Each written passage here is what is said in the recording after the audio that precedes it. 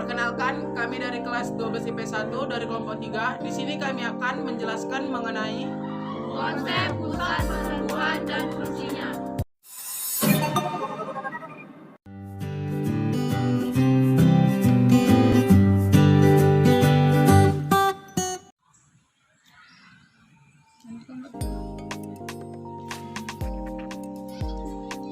Pusat pertumbuhan merupakan wilayah atau kawasan yang pertumbuhannya pesat sehingga dijadikan pusat.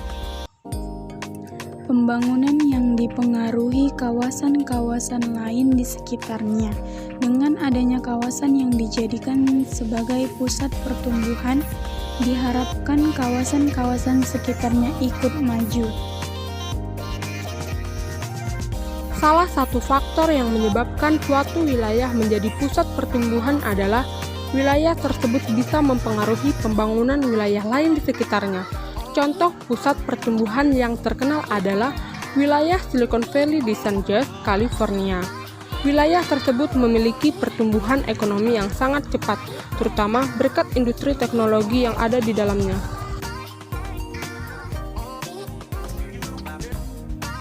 Fungsi pusat pertumbuhan yaitu untuk 1.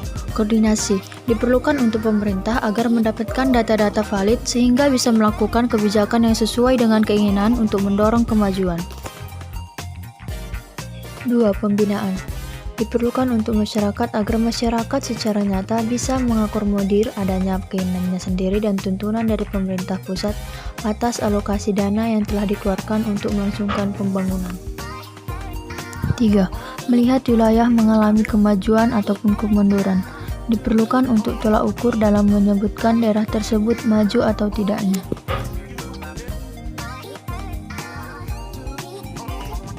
4. Meratakan pembangunan. Peranan lainnya dari adanya pusat pertumbuhan untuk wilayah ini ialah upaya memeratakan pembangunan yang dijalankan oleh pemerintah kepada setiap daerah-daerah yang ada. Apalagi untuk Indonesia dengan kategori kepulauan merupakan kondisi penting dalam memberikan pemerataan pembangunan. 5. Keteladanan.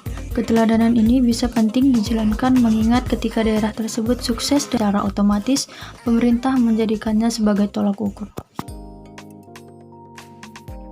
Ada dua teori yang menjelaskan tentang pusat pertumbuhan. Yang pertama, teori sentral. Teori ini dikembangkan oleh Chris Taylor dan disempurnakan oleh August Loss.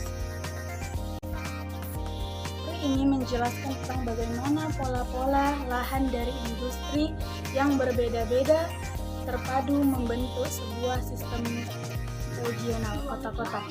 Yang kedua,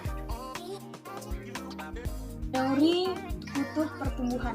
Teori ini dikembangkan oleh Preux. Teori kutub pertumbuhan disebut sebagai teori pusat-pusat pertumbuhan. Proses perbangunan merupakan fokus utama dari teori ini. Menurut teori ini, proses pembangunan bukanlah proses yang terjadi secara serentak, melainkan muncul di tempat-tempat tertentu dengan kecepatan intensitas yang berbeda-beda. Tempat yang menjadi pusat pembangunan disebut sebagai kutub pertumbuhan. Melalui tempat ini, proses pembangunan akan menyebar ke tempat-tempat lain di sekitarnya. Bisa diartikan bahwa kutub pertumbuhan dapat memberikan dampak tempat-tempat di sekitarnya. Demikianlah video dari kelompok 3 yang kami sampaikan. Sekian dan terima kasih.